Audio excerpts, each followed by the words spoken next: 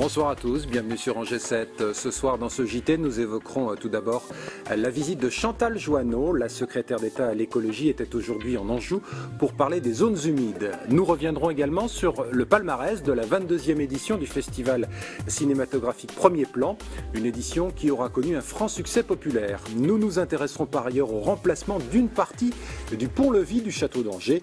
Bertrand Verger, le responsable de ce chantier, sera d'ailleurs notre invité ce soir dans ce JT. Nous démarrons donc cette édition avec la venue ce matin en Anjou de Chantal Joanneau, la secrétaire d'État à l'écologie, qui est venue faire le point sur la protection des zones humides dans notre département, que l'on trouve principalement dans les basses vallées angevines. Les explications avec ce reportage d'Olivier Molia. À la veille de la journée mondiale des zones humides, Chantal Joanneau, la secrétaire d'État à l'écologie, est venue présenter en Anjou un nouveau plan d'action pour la sauvegarde des zones humides. Depuis un siècle, près de 70% de ces zones ont disparu en France. En fragilisant les zones humides, c'est tout un équilibre écologique qui est aujourd'hui menacé. Ce sont des zones qui filtrent les eaux. Par exemple, l'eau d'Évian, qui a une grande qualité, c'est une eau qui est filtrée par une zone humide. Vous avez même des bassins d'épuration, d'assainissement des eaux qui sont faits avec des zones humides. Ensuite, ce sont des zones qui captent les gaz à effet de serre.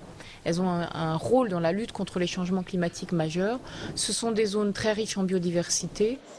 Il y a un an, Chantal Joanneau avait constitué un groupe de travail chargé d'élaborer un plan d'action pour préserver les zones humides. Aujourd'hui, ce sont donc 29 mesures qui ont été dévoilées pour agir. Pour bien les préserver, il faut y développer une activité agricole, mais qui soit une activité bien évidemment adaptée, notamment de l'élevage extensif. Ensuite, il faut limiter l'urbanisation ou le développement des infrastructures comme les routes sur ces zones qui grignotent au fur et à mesure de ces zones.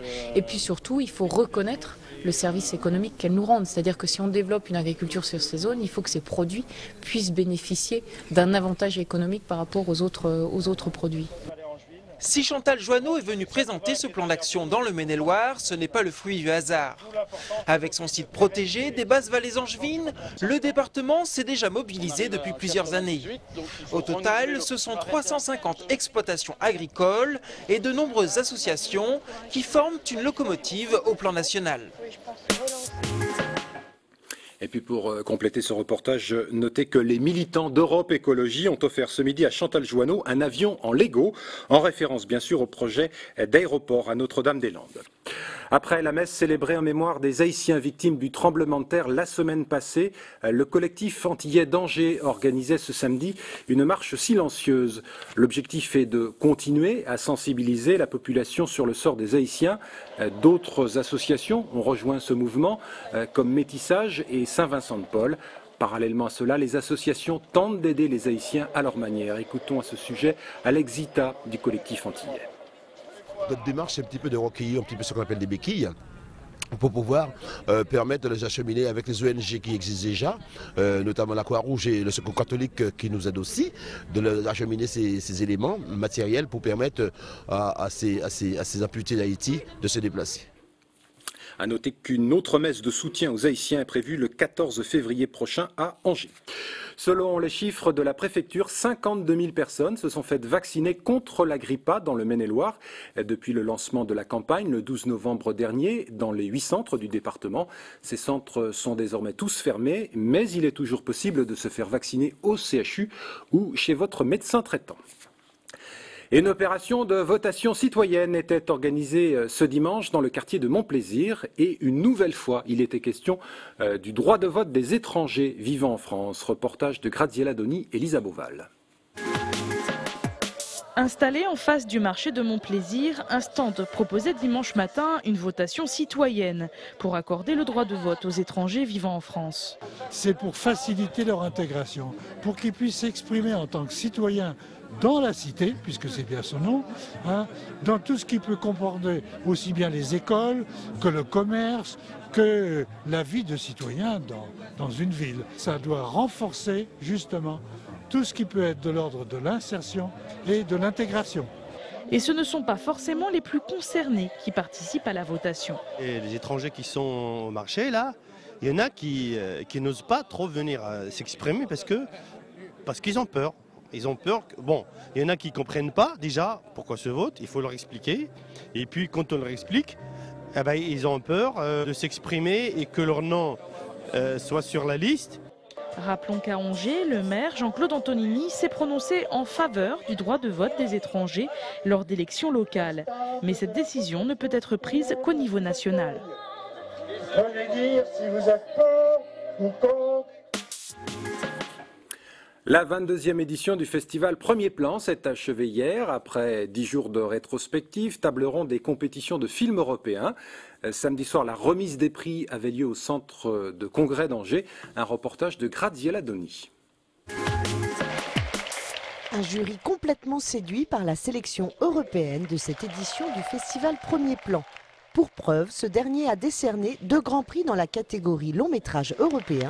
Le film bulgare Eastern Plays et le film italo-autrichien La Pivellina sont donc ex-aequo cette année. Oui, je suis très contente parce que déjà être sélectionnée à Angers, c'est un grand honneur. Vraiment, c'est pas une blague parce que je connais des films qui sont passés en sélection, sont tous très beaux. Comme ça, ça c'est vraiment un grand honneur d'avoir 2 prix. C'est bien pour le film, pour la sortie en France le 10 mars.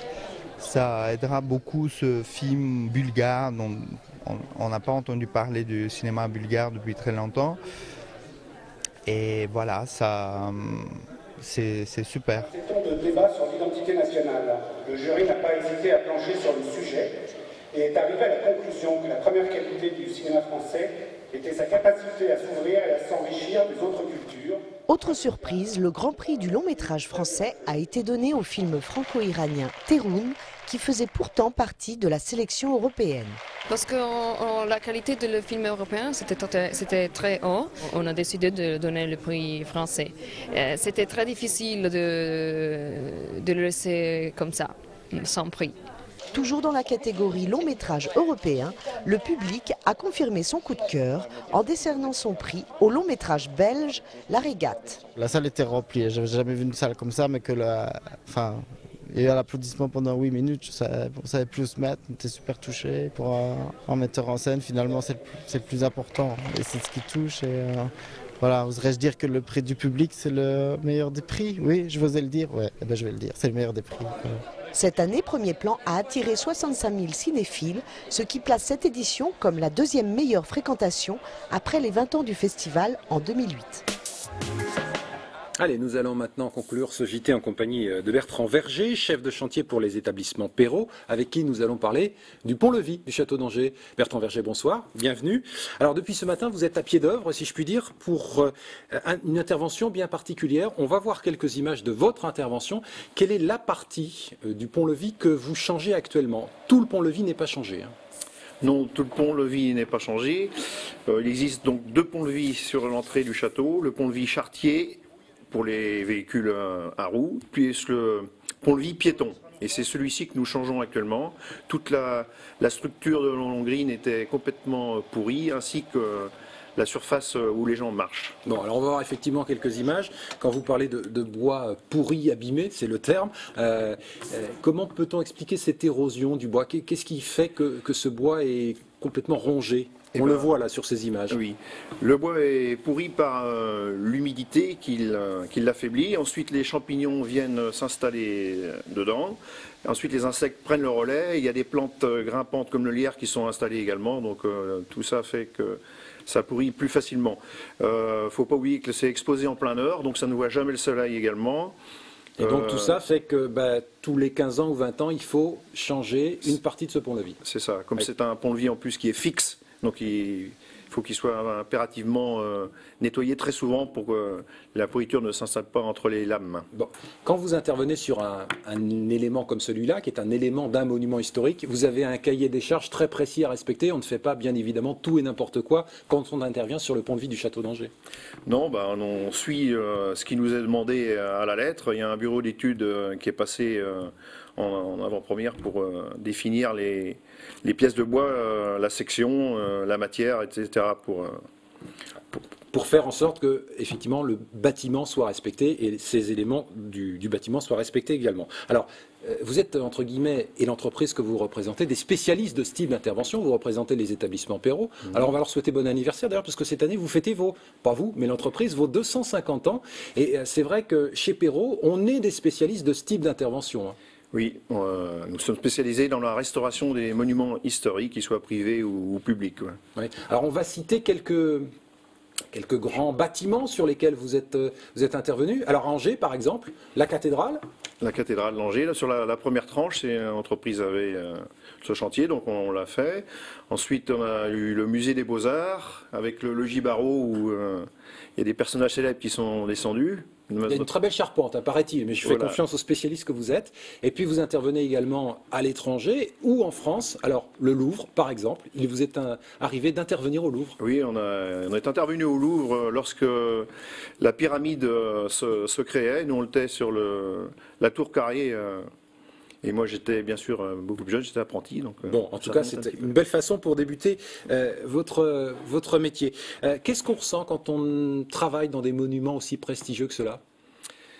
Eh ben, déjà, c'est pas donné à tout le monde d'accéder sur ces fameux monuments. Donc, il faut du respect et puis on se doit de respecter ce qui a été fait par nos anciens et de le restituer du mieux possible, quoi. Esthétiquement comme dans la fabrication. Voilà. Vous employez bien évidemment les mêmes essences de bois notamment. Alors l'intervention au Pont-Levis, elle est programmée, mais il arrive parfois que vous devez intervenir dans l'urgence. On va prendre un exemple concret, c'est au milieu des années 90 avec l'incendie du Parlement de Bretagne à Rennes.